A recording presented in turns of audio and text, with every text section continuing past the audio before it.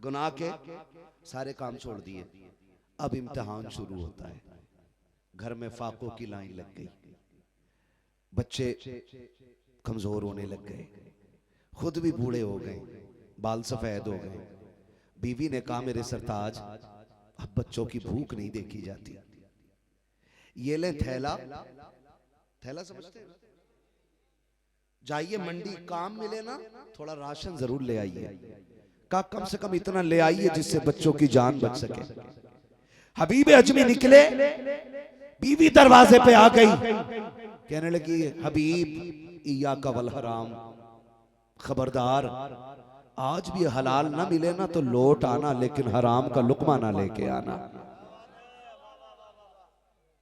बीवियां ऐसी होती थी, आज की बीवी कहती है सुनो, मरो या कुछ करो, मुझे कान की बाली चाहिए, मुझे पैर की पाजेब चाहिए। मेरी बेटी तुझे खुदा का वास्ता दे के कहता हूँ, जन्नत का ताल्लुक हजारों के जोड़े से नहीं है, लाखों के सोने से नहीं है। अगर तू ये चाहती है कि जन्नत तेरी कब्र में क्यारी बना दी जाए जन्नत की, तो सुन, 10,000 के चक्कर में न पड़, 20,000 के चक्कर में न पड़, बस इतना कर ले, अगर शोहर तेरा करीब है, पैबंद लगे कपड़े पहन के नबी की बेटी की सुन्नत अदा करके चली जा, इस हाल में दुनिया से जा कि तेरा शोहर तुझसे राजी है। गारंटी के साथ कहता हूँ, कोई तीजा करे या ना करे, कोई 40वें के लिए चने लाए या ना लाए, तेरी कब्र पे आसान हो या ना हो, तू खातूने जन्नत की तरह शोहर को राजी करके चली जा। खुदा की कसम, फटे कपड़े पहन के तू कब्र तक आ जा, जन्नती जोड़ा लेके नबी तेरी कब्र में आ जाए। नारे तकबीर, नारे रिसालत, फैजाने हुजूर आली, नूरी कॉन्फ्रेंस, सरजमीने उत्तर ढेपा, हजरत अल्लामा मुफ्ती हम्माद रजा साहिब किबला। बेटियों को चाहिए ना करो जिद, ना करो, मर वो भी गई जिनके पास 10 तोले सोना है, मौत उन्हें भी आनी है जिनके पास 1 तोला ही नहीं, मौत उसको भी आनी है। बेटी, इज्जत वाले जनाजे उनके नहीं होते जिनके बदन से लाखों का जेवर उतारा गया हो, इज्जत वाले जनाजे उनके होते हैं कि जो हया का जेवर वो दुनिया में पहन के रहती थी, वही जेवर लेके कब्र तक गई हो। ऐसी बेटियां जन्नती होती हैं, ऐसी बेटियां जन्नती होती हैं।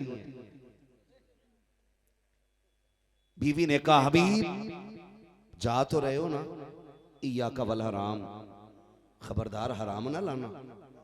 घर से निकल गए, मंडी में आके खड़े हो गए। दुनिया बड़ी मतलबी है, बताया था ना, मतलबी ये दुनिया है, मतलबी जमाना है। खाली हाथ आए थे, खाली हाथ जाना है। मंडी में आके खड़े हो गए, वाह वाह वाह। मंडी में आके खड़े हुए ना, जहां मजदूर बिके जाते हैं, खरीदे जाते हैं, लाए जाते हैं, खड़े हो गए। जो भी आता है ना, जवान बंदे है, जो भी आता ताकतवर को ले जाता है। अब देखा हबीब अजमी ने मुझे कोई लेके नहीं जा रहा है, आप आगे बढ़े, कहने लगे 10 रुपए कम दे देना, मुझे ले चल, 10 रुपए कम दे देना। याद रखो, बाप दुनिया से लड़ जाता है लेकिन औलाद की भूख से नहीं लड़ पाता है। एक एक बेटे से मेरी गुजारिश है, कभी अपने बाप से ये मत कहना तूने मेरे लिए किया क्या है, तू क्या जाने तेरा बाप कितनी बार चौकों में तेरे लिए बिका है। तुझे क्या खबर है कितने लोगों की गालियां सिर्फ इसलिए बाप ने खाई हैं ताकि वो तेरी फीस भर सके। तुझे क्या मालूम है उसको कितनी गालियां सिर्फ इसलिए मिल गई कि आज तूने कहा था अब्बा जल्दी आना, मुझे मेले जाना है। वो वक्त से पहले काम छोड़ के आया, उसकी फैक्ट्री वालों ने गालियां दी, उसके मालिक ने जलील किया, लेकिन घर आया तो हंसता हुआ आया था, क्योंकि वो तुझे मुस्कुराता हुआ देखना चाहता था। आज तू कहता तुमने मेरे लिए क्या किया, तुमने मेरे लिए क्या किया है। जबान को लगाम दे और इसे हल्के में मत ले, रब ने इसे वो इज्जतें दी हैं। ऐलान कर दिया, सुन, आका फरमाते अगर तुम्हें ये पता लगाना हो कि तेरा रब तुझसे राजी है नाराज, फरमाया फिर मुड़ के बाप का चेहरा देख, अगर तेरा बाप तुझसे राजी है तो तेरा खुदाए पाक भी तुझसे राजी है। रब की रजा का मैयार बाप की रजा में रखा गया है। तू कह देता तूने किया क्या है? सुन, जिस दिन बाप बनेगा और मंडी में बिकेगा ना, उस दिन तुझे पता चल जाएगा तेरे बाप ने तेरे लिए क्या किया है। हाँ, जब अपने बेटों को उछाले करो ना, तो सोचा करो तू इतना प्यार अपने बेटे से नहीं करता जितना तेरा बाप तुझसे प्यार करता है। उसे भी वक्त दिया करो। कहते हैं सुन, 10 रुपए कम दे देना, मुझे ले चल। उसने बाजू पकड़ा, कहने लगा बूढ़े, ये काम की उम्र नहीं, आराम की उम्र है। चलो, ये कोई काम की उम्र है तुम्हारी? ये कह के उसने हटा दिया। सारे लोग चले गए। अब कोई हबीब अजमी को लेने के तैयार नहीं है। हबीब ने सूरज को देखा, चढ़ आया है। फिर बगल में थैले को देखा है। ख्याल आता घर जाऊंगा, बच्चे खाली हाथ देखेंगे, क्या जवाब दूंगा? जाऊं तो किधर जाऊं? कोई काम के लायक नहीं समझता है। जब कोई राह न सुझाई थी, आपने नजर उठा के देखा, सामने मस्जिद का दरवाजा था। आप रोते हुए मस्जिद में गए, वुजू किया, सजदे में सर रखा, रो के कहते मालिक, ये दुनिया वाले मुझे मजदूरी के लायक नहीं समझते हैं, लेकिन मैं तेरे घर में आ गया हूँ।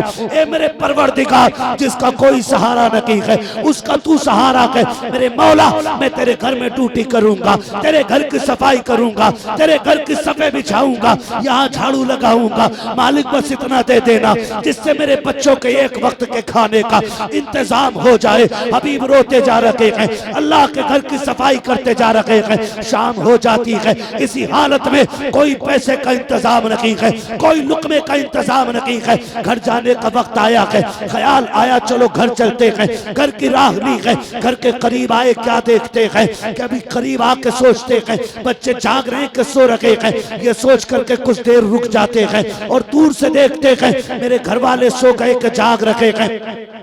जब दूर से देखा तो सन्नाटा था, कोई नहीं जाग रहा है। आपने चुपके से जाके दरवाजा बजाया। अंदर दरवाजे पे बीवी खड़ी थी। खुदा की कसम, नाशुक्र बीवी नहीं थी, रब की शुक्रगुजार बंदी थी। उसने शोहर को खाली हाथ आते देखा। उसने ठलुए का ताना नहीं दिया था, उसने निकम्मा कह के आवाज नहीं दी थी, उसने बेकार नहीं कहा था। हाथ पकड़ा, बिस्मिल्लाह कह के अंदर लाई है। शोहर के पैर धुलाए हैं। शोहर बिस्तर पे लेटते कहता है, बीवी बता तो सकी मेरे बच्चे क्या खा के सोए हैं? बीवी ने मुस्कुरा के कहा, सरताज खाने को तो एक भी दाना नहीं था, लेकिन शुक्र है अल्लाह की नेमत पानी मौजूद था, मैंने बच्चों को पिला के सुला दिया है। हबीब अजमी ने रब का शुक्र अदा किया।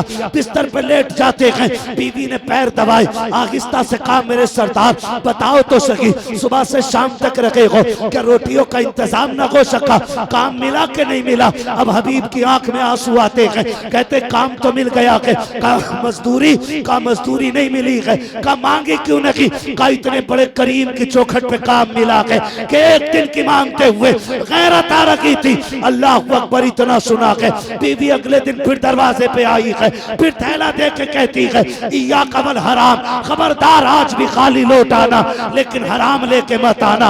हबीब बड़ी मुश्किल से दरवाजा बंद हुआ है। फिर हराम का दरवाजा ना खोलना। हबीब फिर मंडी गए हैं, फिर किसी ने नहीं खरीदा है। फिर मस्जिद में आ जाते हैं। फिर वही उसूल है, वही क्रिया, वही जारी, वही रोना, वही सजदे, वही सफाई आ गए। फिर शाम का वक्त आ जाता है। अभी फिर घर आते हैं, बच्चों के सोने का इंतजार करते हैं। जब बच्चे सो जाते हैं, फिर हबीब घर में आते हैं। फिर बीवी ने वेलकम किया है, हाथ पकड़ा के अंदर लाई है, ला करके बैठाया, खिदमत की है। उसके बाद फिर कहा था, हबीब आज भी मजदूरी नहीं मिली। कहा मेरी शरीक हयात, क्या करूं? हिम्मत जवाब दे जाती है।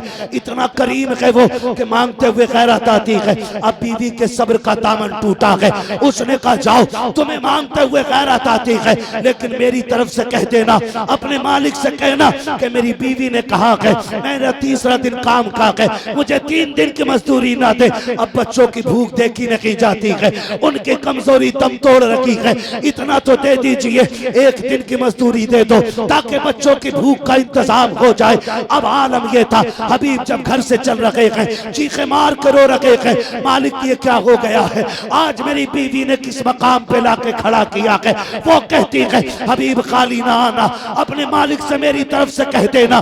हबीब ये सोच के बेकरार है, आज जब मस्जिद में आए हैं, आज मंजर निराला है, आज अंदाज जुदा गाना है, आज आंखों का भी दर्द अलग है, आज सोचे जा करके अर्श इलाकी को हिला रखी है। आज हबीब के सजदों ने जमीन का सीना चीर दिया है। आज हबीब के लहजे में बला का दर्द था। रो के कहते कि मालिक 3 दिन तक तेरे घर में नौकरी करता रहा, एक दिन सवाल नहीं किया कि मेरे मालिक आज खाली न लौटाना। आज मेरी बीवी ने कह के भेजा कि मेरे मालिक आज खाली गया तो मेरी जबान, मेरी बीवी की जबान न खुल जाए। और मेरे मालिक तू जानता है मैं अपनी सास से ज्यादा, कुल कायनात से ज्यादा तुझसे प्यार करता हूँ। अगर मेरी बीवी ने कुछ कहा मालिक मेरे सब्र की इंतहा हो जाएगी, मेरा फैसला गलत हो जाएगा। ए मेरे परवरदिगार आज मुझे खाली ना लौटाना।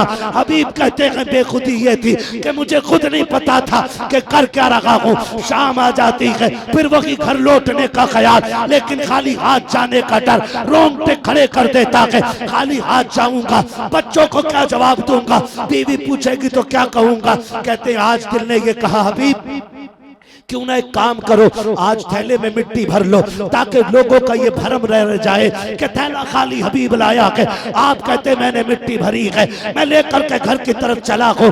हर दिन की तरह मैं दूर ठहर गया बच्चों के सोने के इंतजार में, लेकिन क्या देखता हूँ आज मेरी हवेली से धुआं उठ रहा है। मैंने आंखों को मसला कहीं ये किसी और का दरवाजा तो नहीं है। कहते करीब से जाके देखा मेरा की आंगन था, दौड़ के जाके दरवाजे पे पहुंचा, मेरी बीवी ने दरवाजा खोला, खाने की खुशबू आ रही थी। मैंने कहा शरीक हयात ये खुशबू कैसी आ रही है, कहा पकवान बन रखे हैं, कहा कहां से आए हैं। हाथ पकड़ा बीवी ने, कहा सरताज ऐसी भी क्या जल्दी है, वुजू तो कीजिए, अंदर तो आई है। बीवी हाथ पकड़ के अंदर लाई है, जैसी अंदर लेके गई है नेमतों के ढेर लगे हुए हैं। हबीब कहते बीवी बता तो सकी ये कहां से आया है। बीवी ने कहा मेरे सरताज तुम्हारे मालिक का नौकर दे करके गया है, तुम्हारे मालिक का नौकर दे करके गया है। हबीब ने इतना सुना है चीख निकल जाती है, रो के कहते बीवी सिर्फ ये दे के गया है या कोई पैगाम भी दिया है। बीवी ने कहा हाँ वो ये कह के गया है कि मालिक की ये खबर शोहर को दे देना। उसने ये कहा है हबीब तू हमारे घर में काम करना ना छोड़ना, हम तुझे नौकरी देना नहीं छोड़े। नारे तकबीर, नारे रिसालत, मसलके आला हजरत, उलमाए अहले सुन्नत, फैजाने वालिदैन, अजमते वालिदैन, मुफ्ती हम्माद रजा साहिब क़िबला। नारे तकबीर, नूरी कॉन्फ्रेंस। रिश्ते इतने मजबूत कर लो कि तुम तड़पो तो सदाएं अर्श से जाके टकरा जाए। मगर ये कब होगा, जब जीना भी रब के लिए होगा और मरना भी रब के लिए होगा।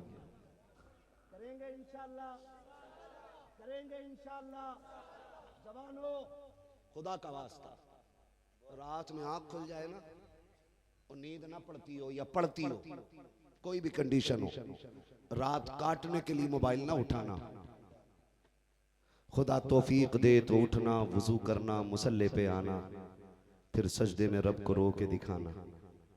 अगर ये भी ना कर सको, वुजू ना कर सको, ठंड का मौसम लगे, कम से कम बिस्तर से उठ के मुसल्ले तक आ जाना। अगर ये भी ना कर सको ना तो बिस्तर पे उठ के बैठ जाना। अगर ये भी ना हो सके तो लेटे लेटे अपने गुनाहों का ख्याल करना और आंखें भिगो के कहना मालिक मैं बड़ा गुनाहगार हूं मगर तू बड़ा करीम है। जब दुनिया सोती हो तब तेरे आंसू बहुत कीमती हो जाते हैं, फिर रो के कहना तू तो करीम है ना मालिक, हो गई खता, कोई बहाना नहीं, कोई झूठ नहीं, मालिक बहक गया, नफ्स ले गया वहां तक, अगर तू तो करीम है ना, तूने तो वादा किया है ना जो एक बार रो के दिखा देगा मैं सारी खता बख्श दूंगा। बस इतना कह देना वो इतना करीम है कि तेरी आंख लगने से पहले तुझे जन्नत की बशारतें अता फरमा देगा।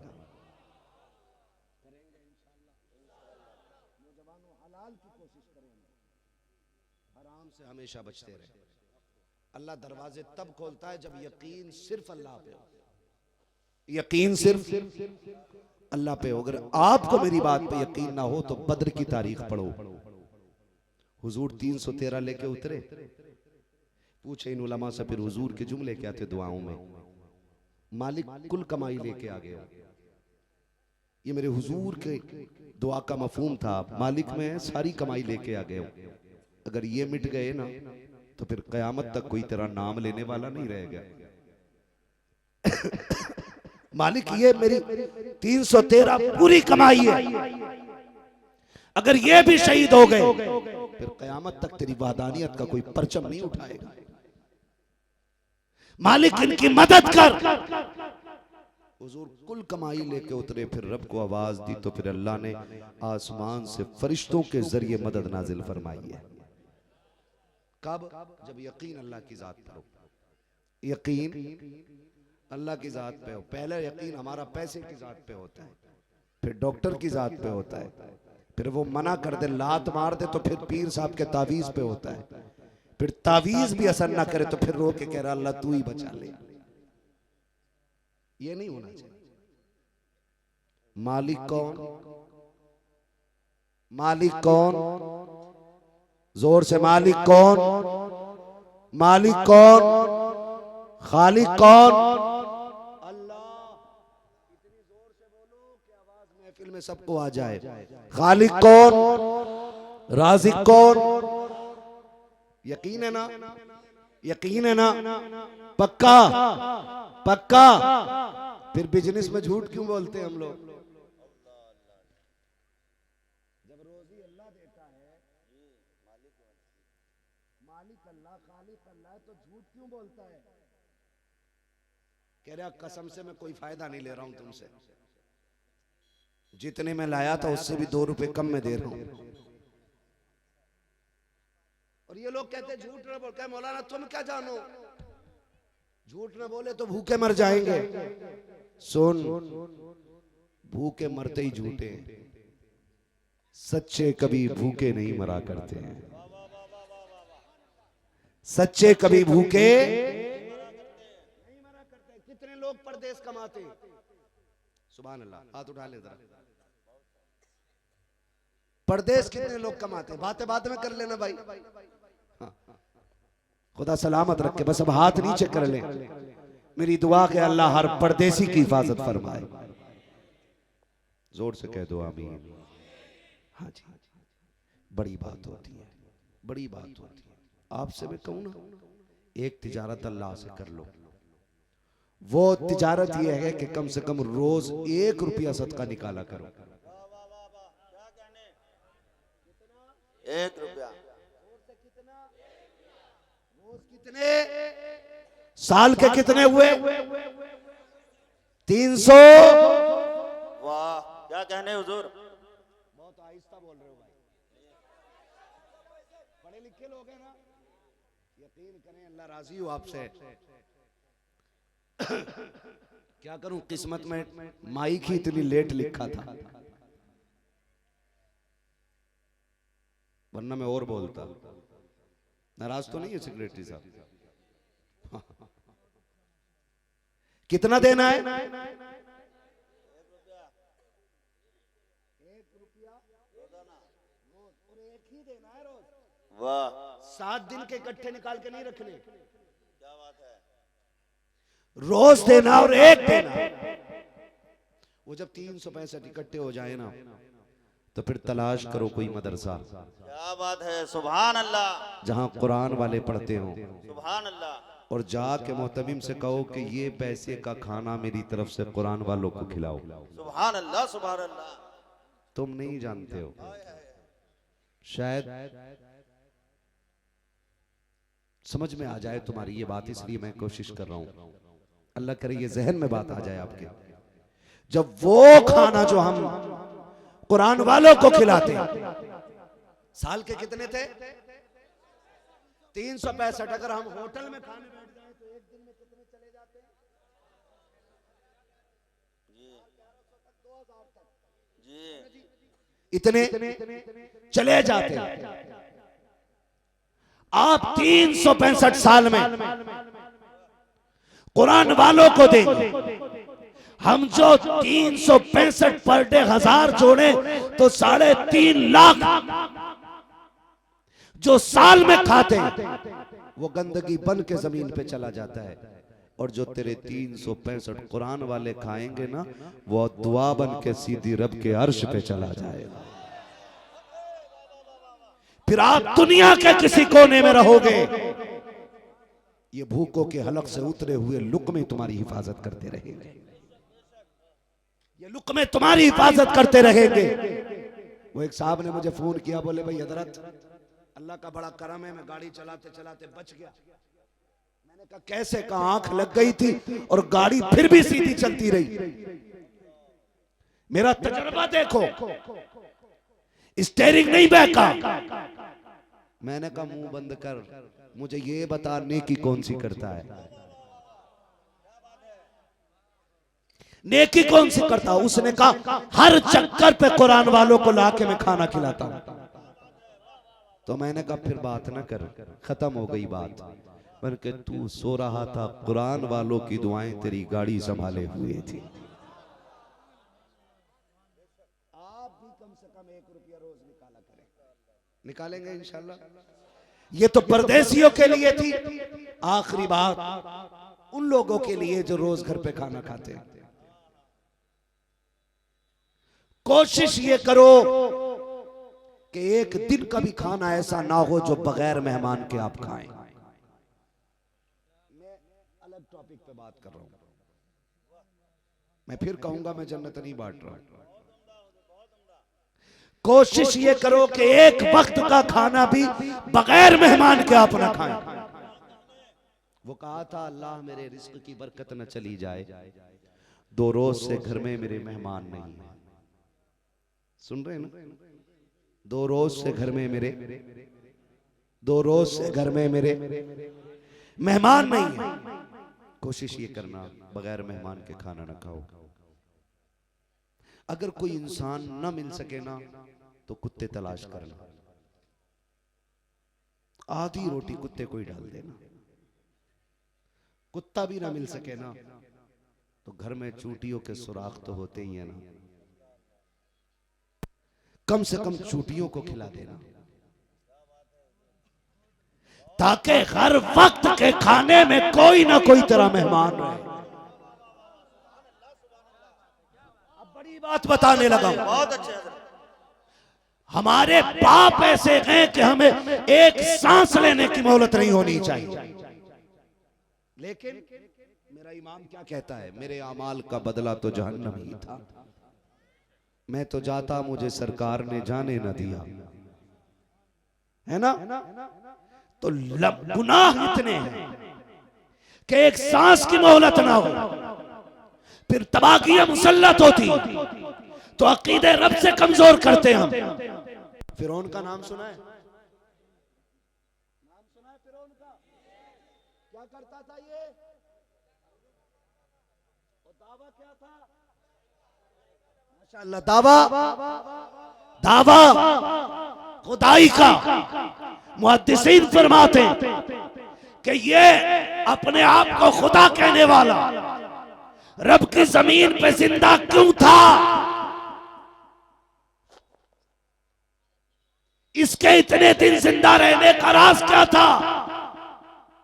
तो मुहक्किकीन ने फरमाया कि इसके घर पे इतना लंबा दस्तरखान लगता था कि एक मखलूक पूरा दिन इसके दस्तरखान पे खाना खाया करती थी।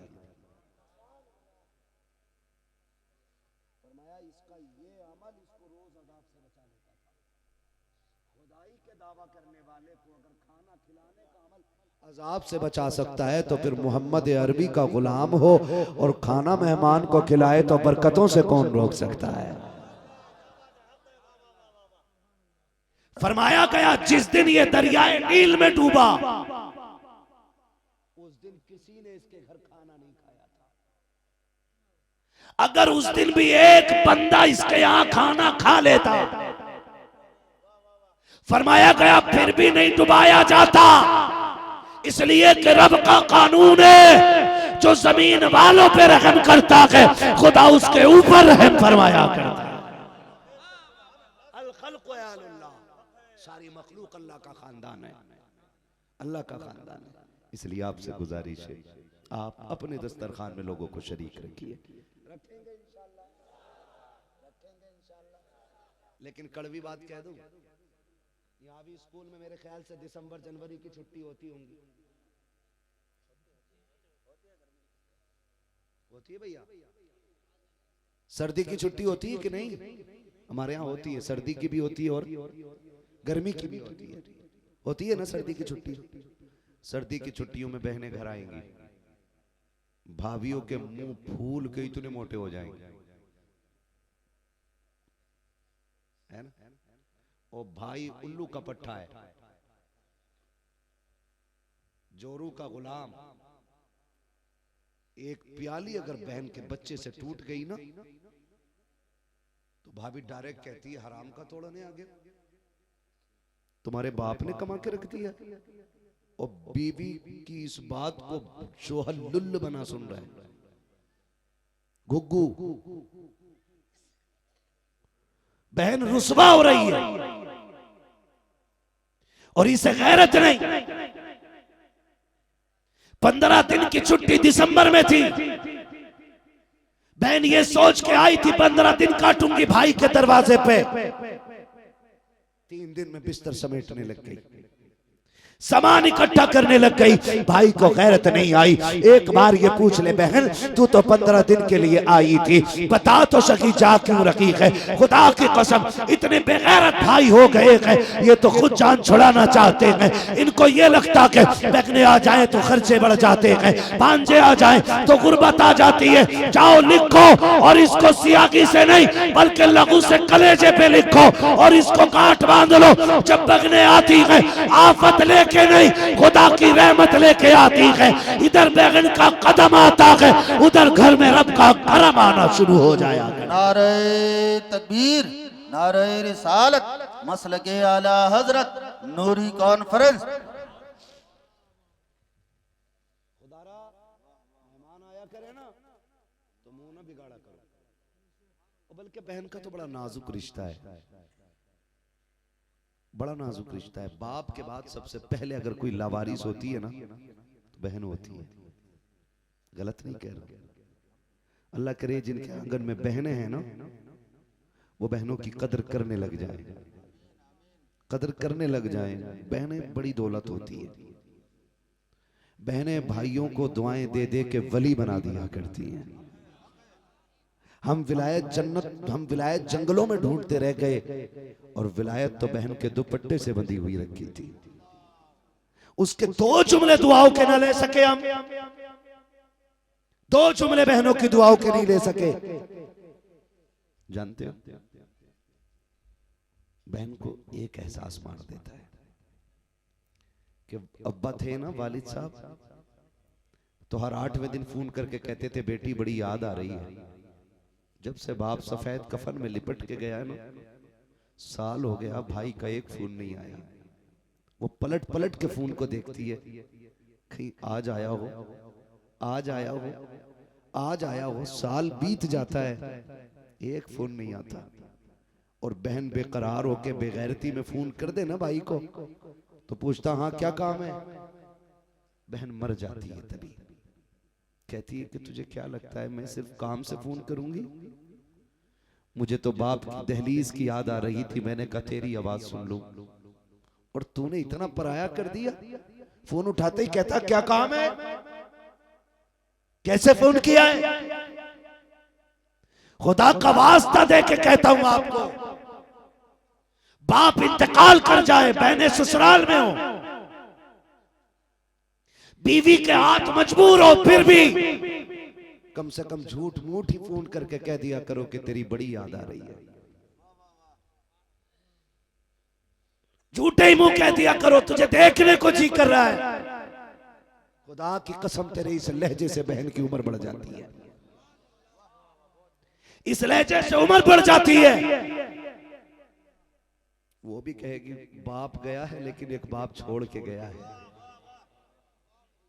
मैं हर बाप से एक बात कहता हूं, अजमत भाई गवाह अक्सर मेरे जलसों में इनसे मुलाकात रहती है। मैं जब बात करता हूं ना तो मैं बस ये कहता हूं कि आप सारी जायदाद बेटों को दे जाते हैं, कम से कम एक कमरे की चाबी बेटी को जरूर दे जाया करो।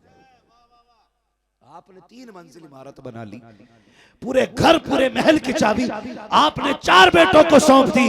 हो सके तो 7 बेटियों को एक चाबी दे जाना, 4 बेटियों को एक कमरा बना के दे जाना, इसलिए कि जब तेरे बाद तेरी याद आए तो ये अपने के घर में अजनबियों की तरह ना आया करे, अपने के घर में गैरों की तरह ना आया करे, अपने किचन के सामने ये परदेसी की तरह ना बैठे। एक चाबी इसलिए दे के जाना, अगर भाई और भाभी इनसे मुंह मोड़ मिले तब भी उसकी चाबी कमरा खोल के कहे अब्बा तेरा शुक्र है, तेरी याद आती है तो कब्र देख लेते हैं, प्यार आता है तो तेरा दिया हुआ घर देख लेते हैं। नारे तकबीर, नारे रिसालत, नूरी कॉन्फ्रेंस, सरजमीने उत्तर ढेपा, मुफ्ती हम्माद रजा साहिब किबला। वाह वाह वाह वाह वाह, बहुत उम्दा, बहुत उम्दा। एक चाबी बेटियों को जरूर दे के जाना। सारे बेटों को ही दे दिया तुमने। आपको मुझसे कई लोग कहते हैं कि जी ये तकरीर किस किताब से करता है। मैंने कहा कसम खा के कहता हूं, मैं किताबों से ज्यादा लोगों के चेहरे पढ़ता हूं, और गलत नहीं कह रहा हूं, ये मेरे मुर्शिद का फैज है, ये ताजुश्शरिया की अता है कि मुझे 1000 लोग सामने बैठे होते हैं, लोगों को सारे ही खुश नजर आते हैं, मुझे सारे ही दुखी नजर आते हैं, और सारे ही अपने दुख के मारे, सारे ही अपने दुख के मारे। कितनी बच्चियां फोन करके कहती हैं 2 साल हो गए भाई बुलाने नहीं आया है, जब से अब्बा गए कोई रहा नहीं मेरा अपना। हाँ गलत नहीं कह रहा हूं, ये बात हकीकत है। क्यों बहनों को इस मकाम तक हमने पहुंचा दिया? तुम्हें खुदा का वास्ता दे के कहता हूं, बाप के बाद बेटियां लावारिस नहीं होनी चाहिए, लावारिस नहीं होनी चाहिए। बीवियों के पैर पकड़ने पड़े तो पकड़ लो, किसी भी कीमत पे इन्हें राजी करना पड़े करो, नाक रगड़नी पड़े तो रगड़ो, मगर इनसे कह दो मां नहीं है मेरी बहन आ जाए तेवर न बदलना, लहजे बिगाड़ के बात न करना, मेरी बहन तुझसे छोटी है, बेटी कह के आवाज देना, तेरा कुछ नहीं जाएगा, तू बेटी कह दे कि मेरी बहन को मां की याद ताजा हो जाए। इतना कह दिया करो बीवियों से, उनके साथ खड़े होकर बहनों को अकेला न करना, ना करना। तेरी ईद नए कपड़ों से होती है, बहन की ईद भाई का चेहरा देख के होती है। बहनों से यह हक न छीनना। खुदा की कसम खा के कहता हूं, जो बहनें 6-6 साल से मैं के नहीं लौटी ना, दुनिया चांद देखने छत पे चढ़ती है, वो चांद देखने दरवाजे पे आती है। बेटे कहते अम्मा नए कपड़े नहीं पहने, बड़े टूटे हुए लहजे में कहती है पगले तेरा चांद आ गया, मेरा चांद अभी नहीं आया है। उनका चांद आसमान पे नहीं, उनका चांद तो बाप के चेहरे में नजर आता है, भाई के चेहरे में नजर आता है। खुदा का वास्ता है, अगर तुझे पता चल जाए कि बहन आने वाली है, बच्चों के साथ आ रखी है, तुझे तो याद होगा ना कि अब्बा कैसे बहन का इस्तेमाल करता था, बाप कहां तक जाता था। अगर तुझे पता चल गया कि बाप दरवाजे तक जाता था, तो और 2-4 कदम आगे बढ़ के खड़ा हो, अपने बच्चों के हाथों में फूल दे दे और खुद हाथ बांध के खड़ा हो जा, मुस्कुरा के बहन को आता दे और आगे बढ़ के 4 कदम उसको सीने से लगाने के लिए हाथ बढ़ा दे, तेरा कुछ नहीं जाएगा, उसे भाई के चेहरे में बाप का चेहरा नजर आ जाए। नारे तकबीर, नारे रिसालत, तालीमात आला हजरत मुफ्ती हम्माद रजा साहिब किबला। भाई इनके आने से कमी नहीं आती है, इनके आने से बरकत आ जाती है। ना भी आया करें, बहनों को बुला के खिलाया करो। अजमत भाई लोग मुझसे पूछते हैं तू यार इतनी तकरीरें करता है, बड़ी याद आ रही है अब्बा की, बड़ी याद आ रही है अम्मा की, कोई वजीफा होगा कि मैं उन्हें देखना चाहता हूँ। मैं सिर्फ एक वजीफा बताता हूँ, बता दूं आपको भी, मैं सिर्फ एक वजीफा बताना चाहता हूँ। अगर आपको माँ बाप की याद आए ना तो सारी बहनों की दावत करना, और सारे भाई एक दस्तरखान पे इकट्ठे होना, सारे बहन भाई एक बार बैठ के खाना खाया करो, फिर एक दूसरे को हंस के देखा करो। खुदा की कसम सोने की जरूरत नहीं है, जागते जागते ही कोई बहन हंसेगी ना तो उसकी मुस्कुराहट में माँ की मुस्कुराहट नजर आएगी। जब बोलेगी बहन तो उसके लहजे में माँ का लहजा नजर आएगा, और बाप की कब्र पे जाके उसे आवाज देने वाले, कभी भाई को बगल में बैठा के उससे बात कर, फिर उसके तेवर में तुझे बाप का तेवर भी दिखाई देगा, बाप का लहजा भी दिखाई देगा। तू सो के देखना चाहता है सब बहन भाई बैठ जाए, खुदा की कसम जागती आंखों से माँ बाप की जियारत घर में हो जाया करती है। लेकिन हमें तो बैठे बैठे देखने की फुर्सत नहीं है। अपनों के साथ इकट्ठा हो जाया करो, उनके साथ बैठ के खाया करो, फिर एक दूसरे के चेहरे में देखो। रब बड़ा करीम है, माँ बाप की झलक किसी चेहरे में जरूर रखता है। किसी में चेहरे की झलक है, किसी में लहजे की झलक है, किसी में आदतों की झलक है, किसी में माँ की ममता है, किसी में माँ की मुस्कुराहट है, किसी में माँ के लफ्ज है, किसी में माँ की दुआएं हैं। किया करो ना ऐसा, फिर देखो घर में बरकतें कितनी आती है। करेंगे इंशाल्लाह, करेंगे इंशाल्लाह। मैं नहीं जानता आप अपनी बीवी से कितना प्यार करते हो, आपकी बीवी आपसे कितना प्यार करती है, लेकिन मैं जानता हूं आपकी बहन आपसे कितना प्यार करती है, आपकी बेटी आपसे कितना प्यार करती है। आप बीवी को ईद पे 5,000 का जोड़ा ला दो और उसे ना लेके जाओ, वो फिर भी कहती है नहीं नहीं इसकी कढ़ाई ठीक नहीं है, इसकी बुनाई ठीक नहीं है।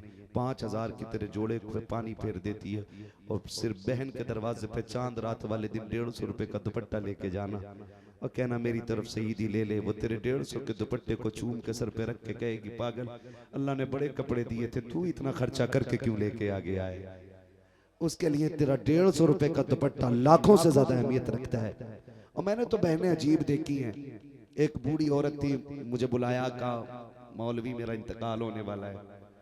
उसने कहा मेरे हाथों में जो चूड़ियां हैं, मैं मर जाऊं ना तो मस्जिद को दे देना, मेरा कोई नहीं है, ये जो हवेली है ये बेच के मदरसे को दे देना। और कहने लगी हाँ रह गई बात, तो उसने अपने लकड़ी का संदूक खोला, लकड़ी का संदूक, सुनो रिश्ते क्या होते हैं। उसने बहुत पुराना दुपट्टा निकाला, कहने लगी मैं मर जाऊं तो ये मेरे कफन में जरूर रखवाना। मैंने कहा ये क्या है दादी। उसने कहा ये मेरे भाई का दिया हुआ दुपट्टा है, मैंने इसको 30 साल से इसलिए संभाल के रखा था कि मरते वक्त इसे कफन में लेके जाना है। ये बहनें होती हैं, बहनें खुदा के वास्ते इन रिश्तों को निभाने के आदी बन जाओ। ना आया करे तो हाथ जोड़ के बुलाया करो, पैर पकड़ के बुलाया करो, इसलिए कि सुनो जब खुदा किसी को खुश करना चाहता है तो उसे बेटा देता है, और जब किसी से खुद खुश होना चाहता है तो उसे बेटी अता करता है। हाँ, उसे बेटी अता करता है। करेंगे इंशाल्लाह, करेंगे इंशाल्लाह। कोई वक्त का खाना बगैर मेहमान के नहीं खाएंगे इंशाल्लाह, वादा करें इंशाल्लाह।